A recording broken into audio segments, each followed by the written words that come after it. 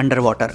अभी तक आपने जमीन पर ही कंक्रीट से जुड़े काम होते हुए देखे होंगे, लेकिन पानी के अंदर होता कंक्रीट का काम शायद ही आपने पहले कभी देखा होगा। तो यहाँ उसी काम को करने के लिए तैयारी की जा रही है।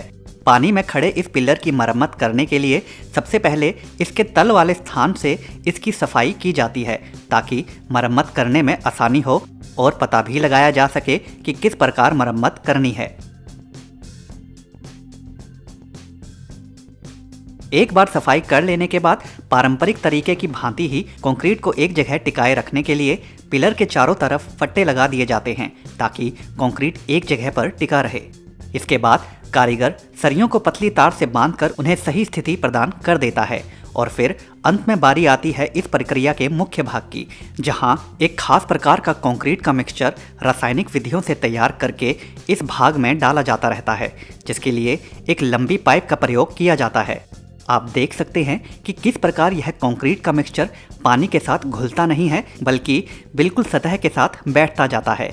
खास रासायनिक संरचनाओं से तैयार यह सीमेंट उतना ही मजबूत पकड़ बना के रखता है जितना कि दूसरे सीमेंट बनाते हैं।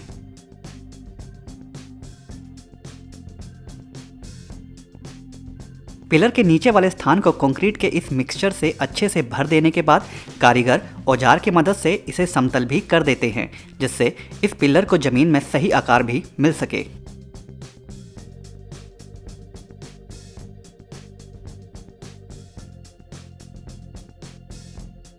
पूरा काम हो जाने के बाद कारीगर इस पर मुहर लगाकर पानी से बाहर निकल आते हैं।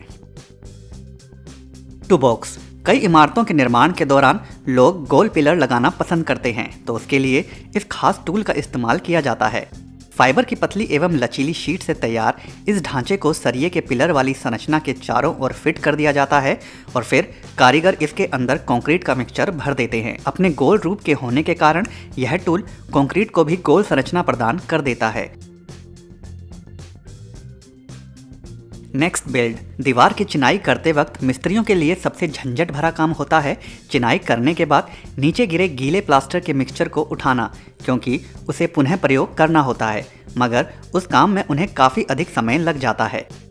तो उसी समय को बचाने और इस समस्या के समाधान के लिए ही इस खास एवं बेहद सरल टूल का आविष्कार किया गया है।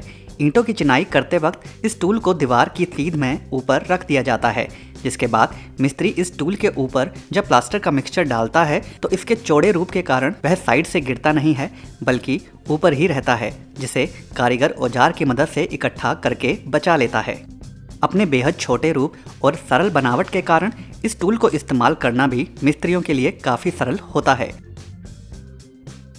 इस टूल से केवल सीमेंट और समय ही नहीं बचता, बल्कि चिनाई करने के बाद दीवारों पर फिनिशिंग भी बेहद जबरदस्त आती है।